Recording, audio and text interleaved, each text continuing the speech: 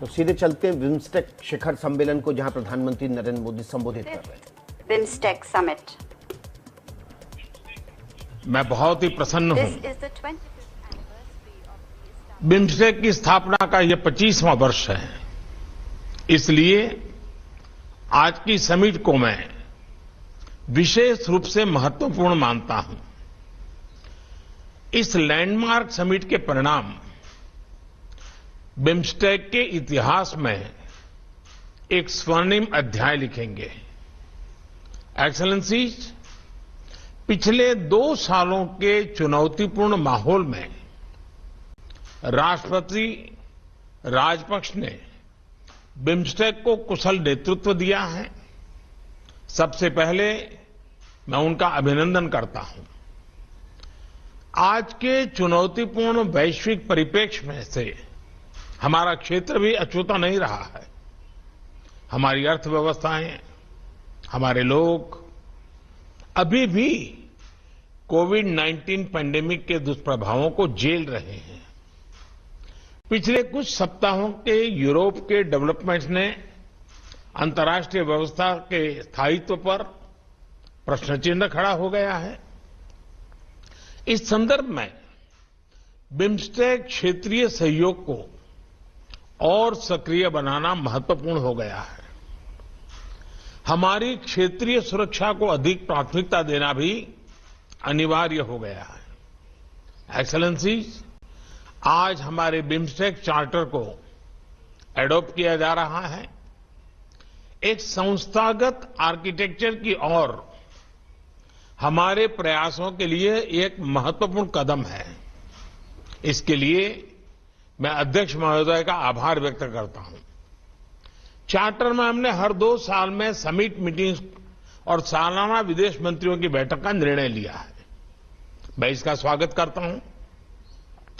अब हमें अपना ध्यान इस बात पर फोकस करना चाहिए कि इस आर्किटेक्चर को और मजबूत कैसे बनाया जाए। इस संदर्भ में सेक्रेटरी जनरल का सुझाव है कि एक एमिनेंट पर्सन्स ग्रुप का गठन किया जाए, जो एक विजन डॉक्यूमेंट तैयार करेगा। मैं इस सुझाव से सहमत हूं। बिम्स्टेक हमारी अपेक्षाओं को पूरा करे, इसके लिए सचिवालय की क्षमता को बढ़ाना भी महत्वपूर्ण है। मेरा सुझाव है कि सेक्रेटरी जनरल पर इस लक्ष्य की प्राप्ति के लिए एक रोड मैप बनाएं। यह महत्वपूर्ण कार्य समय और अपेक्षा के अनुरूप पूरा हो। इसके लिए भारत सचिवालय के ऑपरेशनल बजट को बढ़ाने के लिए $1 मिलियन की वित्तीय सहायता देगा। एक्सेलेंसीज, हमारे आपसी व्यापार को बढ़ाने के लिए बिम्स्टेक एफटीए के प्रस्ताव पर शीघ्र प्रगति करना आवश्यक है। हमें अपने देश के उद्यमियों और स्टार्टअप के बीच आदान प्रदान भी बढ़ाना चाहिए। इसी के साथ हमें ट्रेड फैसिलिटेशन के क्षेत्र में इंटरनेशनल नॉर्म्स को अपनाने का भी प्रयत्न करना चाहिए। इससे इंट्रा बिम्स्टेक ट्रेड और इकोनॉमिक इंटीग्रेशन को बढ़ावा मिलेगा।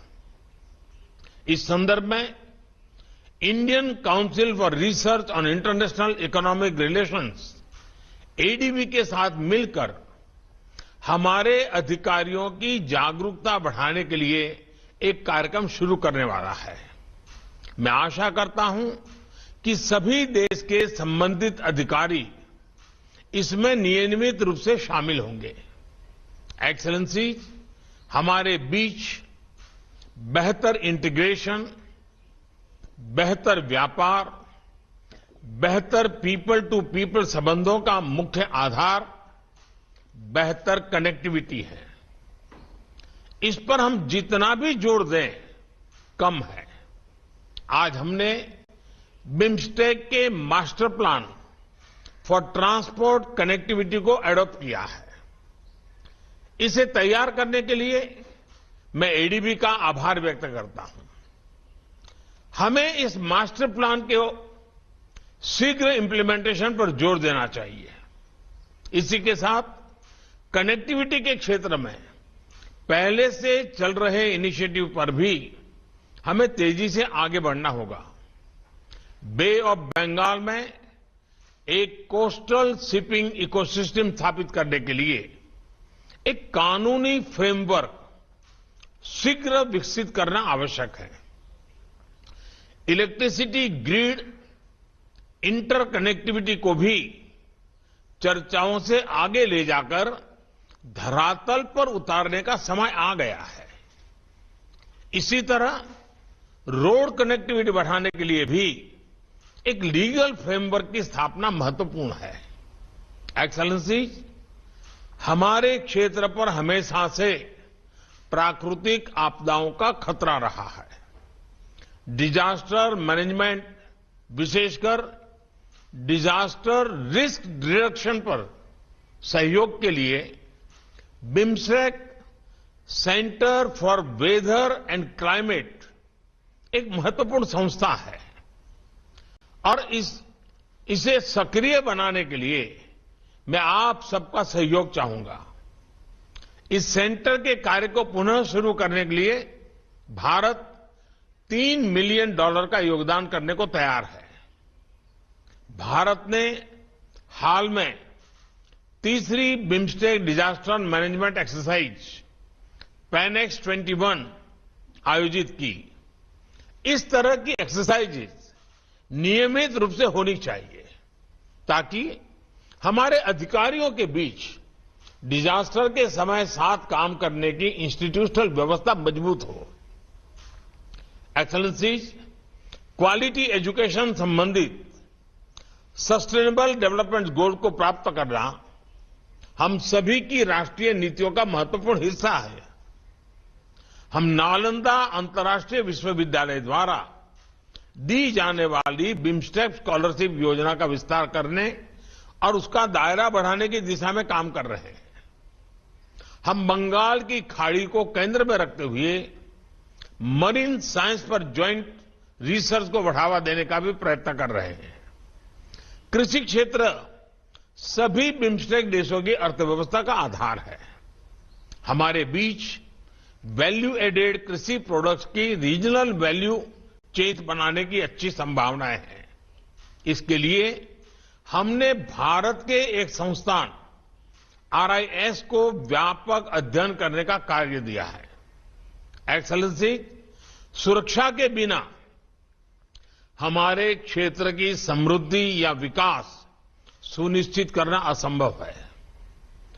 काठमांडू में हमारी चौथी समिट में हमने आतंकवाद, ट्रांसनेशनल क्राइम और नॉन ट्रेडिशनल थ्रेट्स के खिलाफ क्षेत्रीय कानूनी ढांचे को सुदृढ़ करने का निर्णय लिया था।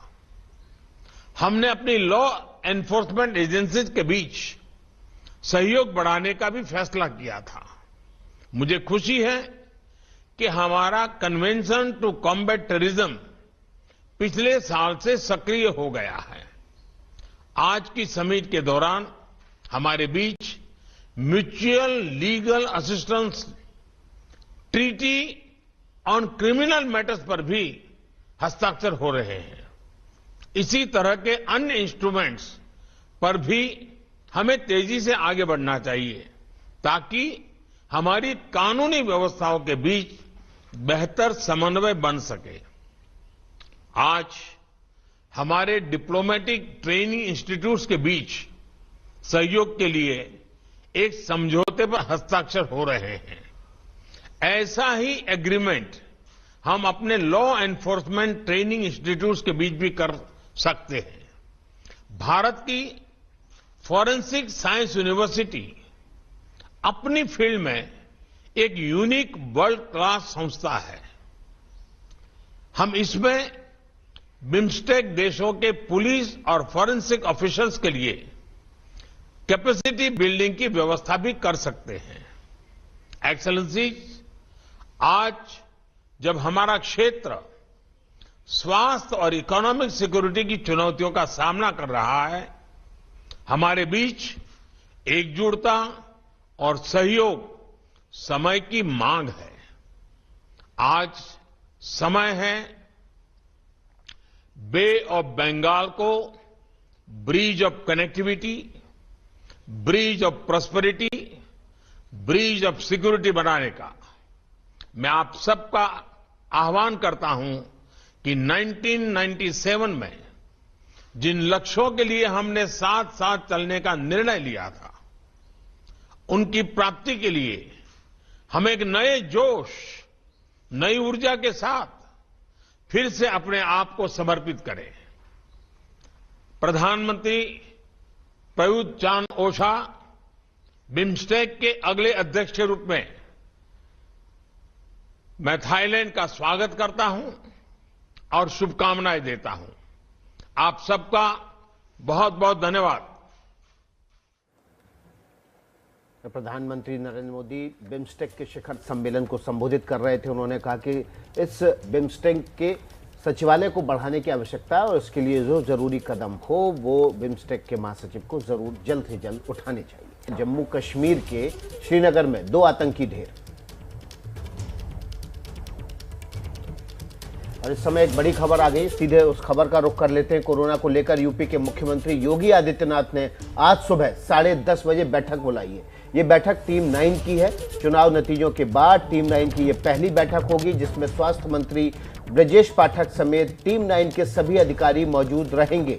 इस वक्त की बड़ी खबर है, योगी सरकार की कैबिनेट की एक बड़ी बैठक कोरोना को लेकर हो रही है। नए सरकार के गठन के बाद ये पहली बैठक है जिसमें स्वास्थ्य मंत्री के तौर पर उप मुख्यमंत्री और ब्रजेश पाठक इस बैठक में शामिल होंगे। चुनाव नतीजों के बाद भी ये पहली टीम 9 की बैठक है। इस बैठक के जरिए एक रणनीति तैयार की जाती है उत्तर प्रदेश के तमाम मुद्दों को लेकर, और उस पर सरकार कि इस टीम 9 की बैठक के बाद सभी अधिकारियों को निर्देश दिए जाते हैं। स्वास्थ्य मंत्री और उप मुख्यमंत्री ब्रजेश पाठक इस बैठक का हिस्सा होंगे। चुनाव नतीजों के बाद टीम 9 की ये पहली बैठक हो रही है। सुबह 10:30 बजे ये बैठक होगी और कोरोना को लेकर इस बैठक में समीक्षा की जाएगी। संभवतया कोरोना के कम होते केसेस के मद्देनजर जो थोड़े बहुत रिस्ट्रिक्शन हैं उनको हटाने पर इस बैठक में विचार हो सकता है। तो स्वास्थ्य मंत्री ब्रजेश पाठक भी रहेंगे इस बैठक में मौजूद, और जो टीम 9 है मुख्यमंत्री योगी आदित्यनाथ की, उसकी ये पहली बड़ी बैठक है और इसमें कोरोना के हालात को लेकर आज समीक्षा की जाएगी। तो साथ ही ये एक बड़ी बैठक होगी, इससे जुड़े तमाम अपडेट्स हम लगातार आपको देखते रहेंगे। और देखिए, मुख्यमंत्री योगी की ये बैठक इसलिए भी अहम है क्योंकि कोरोना ने एक बार फिर दुनिया को डरा दिया है। यूरोप से लेकर जापान तक कोरोना का ओमिक्रॉन वेरिएंट बेहद तेजी के साथ लोगों को अपनी चपेट में ले रहा है, खास तौर पर चीन में जहां से कोरोना की शुरुआत हुई थी।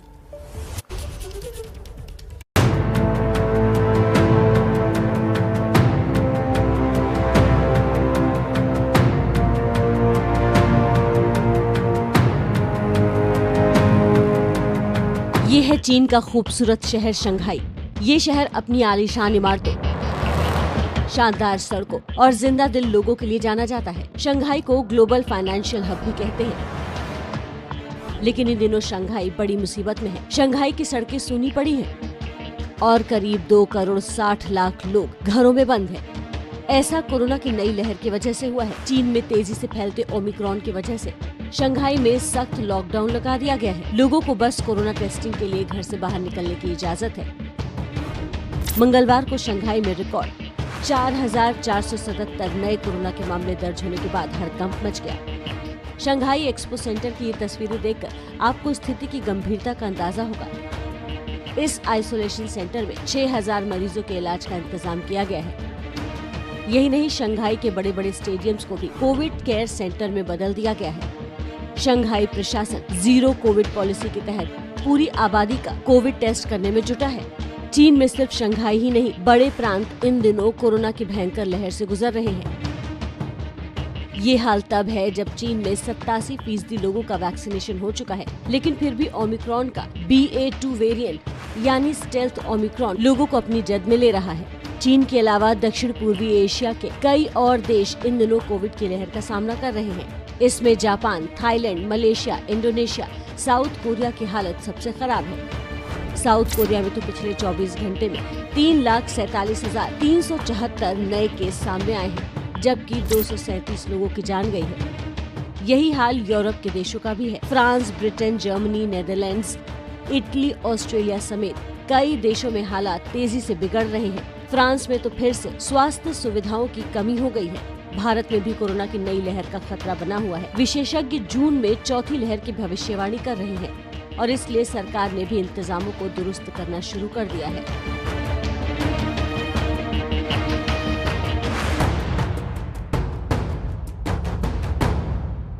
इस वक्त एक बड़ी खबर आ रही है। बड़ी खबर यह है कि पाकिस्तान के खैबर पख्तून में एक आतंकी हमला हुआ है। आपको पता है कि पाकिस्तान में इस समय राजनीतिक हालात उथल पुथल भरे हैं। ऐसे में पाकिस्तान के पैरामिलिट्री फोर्स कैंप पर आतंकी हमला एक बड़ी खबर है। पाकिस्तान की पैरामिलिट्री फोर्स कैंप पर आतंकी हमला हुआ है। खैबर पख्तूनवा में ये हमला हुआ है।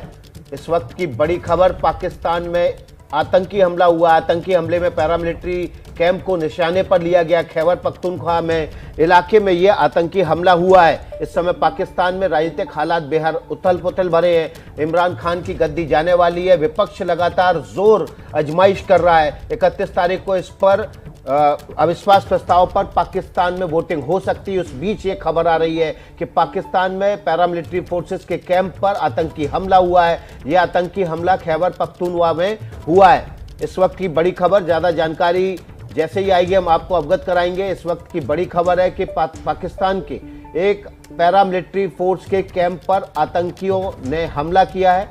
इस आतंकी हमले में 22 लोग घायल बताए गए हैं। ये लोग कौन है ये अभी साफ नहीं हो पाया है। पैरामिलिट्री फोर्सेस के जवान हैं या फिर आम नागरिक है, ये अभी तक सामने नहीं आया है। लेकिन आतंकी हमले में अब तक 22 लोगों के घायल होने की खबर है। पाकिस्तान के खैबर पख्तूनख्वा में पैरामिलिट्री फोर्स को आतंकियों ने निशाने पर लिया। इस पैरामिलिट्री फोर्स के कैंप को आतंकियों ने हमला किया तो 22 लोग घायल होने की खबर सामने आ रही है। इस वक्त सिर्फ प्राथमिक जानकारी प्राप्त हुई है और उसके मुताबिक 22 लोगों के घायल होने की खबर है। साथ ही पैरामिलिट्री कैंप पर यह हमला हुआ है। किस तरह का आतंकी हमला है, कौन सी ऑर्गेनाइजेशन इसके पीछे है, उसके बारे में जानकारी अभी नहीं आई है। जैसे ही वो जानकारी सामने आएगी हम लगातार एक के बाद एक ब्रेकिंग इनपुट्स आपको देते रहेंगे। लेकिन पैरामिलिट्री फोर्स के एक कैंप पर खैबर पख्तूनख्वा इलाके में यह हमला किया गया है और यह भी देखना होगा कि क्या जो राजनीतिक उथल पुथल हो रही है पाकिस्तान में, कहीं ना कहीं उसका फायदा उठा रहे हैं टेररिस्ट ऑर्गेनाइजेशन। उसके चलते क्या यह हमला हुआ है।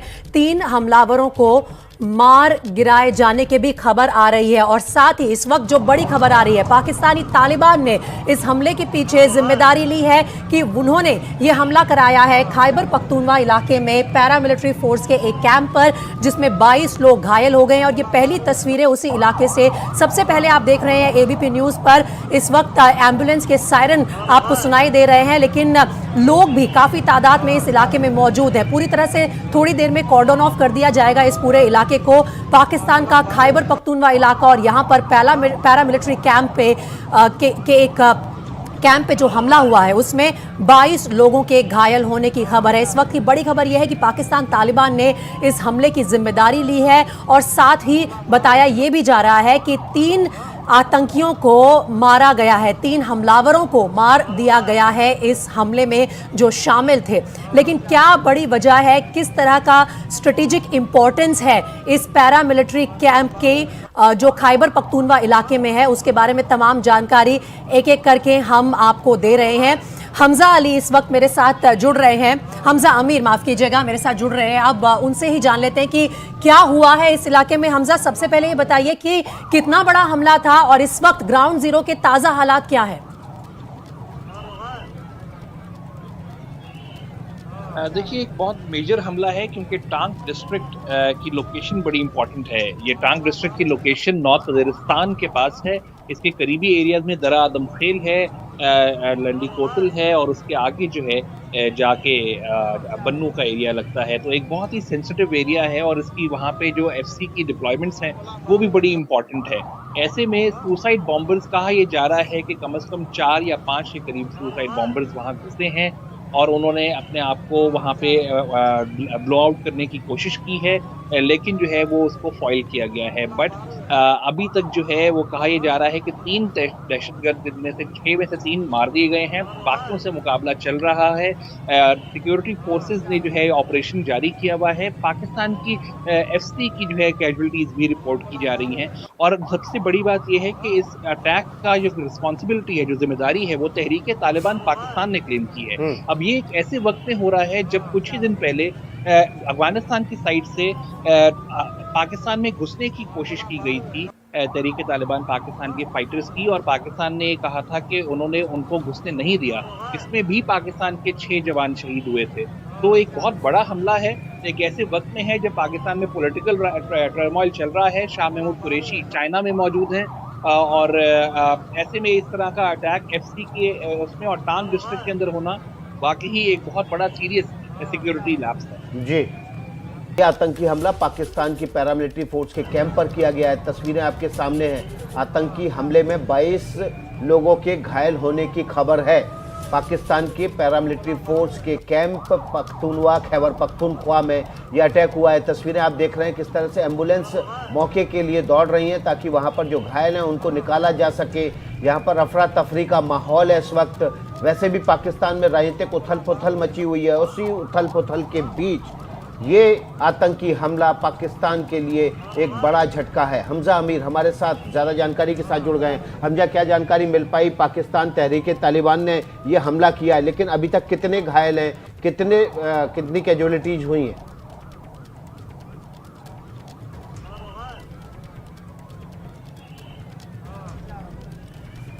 देखिए, अभी तक जो रिपोर्ट्स इंडिकेट कर रही हैं उसके हिसाब से तो एफसी के कम से कम 2 जवान शहीद हो चुके हैं, और उसके अलावा काफ़ी एक बड़ी तादाद है। कहा जा रहा है कि तकरीबन 18 या 20 के करीब है जो कि जख्मी हैं।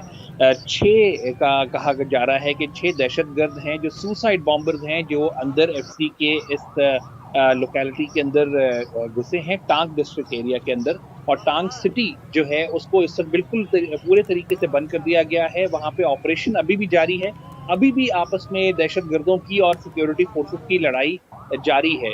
कहा यह जा रहा है कि 3 दहशतगर्द जो है उनको मार दिया गया है, लेकिन क्योंकि ये सारे सुसाइड बॉम्बर्स हैं तो इसीलिए उनको वो अभी तक कोई इस तरह से खबर ये नहीं आई है कि कोई किसी ने अपने आप को उड़ा दिया है या कुछ इस तरह का वाकया हुआ है। लेकिन अभी भी जो है, जैसे हम बात करें तो कैजुअलिटीज का भी नंबर आगे बढ़ रहा है, और साथ ही मुकाबला भी जो है वो एफसी का। हमजा, आप बने रहिए हमारे साथ। इस बीच एक और बड़ी खबर आ रही है, जल्दी से उस पर भी नजर डाल लेते हैं। खैबर पख्तूनवा में जो हमला हुआ है उसमें 22 लोगों के घायल होने की खबर है, और रिपोर्ट्स जो इस वक्त आ रही हैं उसमें यह है कि 6 में से 3 हमलावरों को मार गिराया गया है। और पाकिस्तान की तहरीक तालिबान पाकिस्तान ने इस हमले की जिम्मेदारी ली है।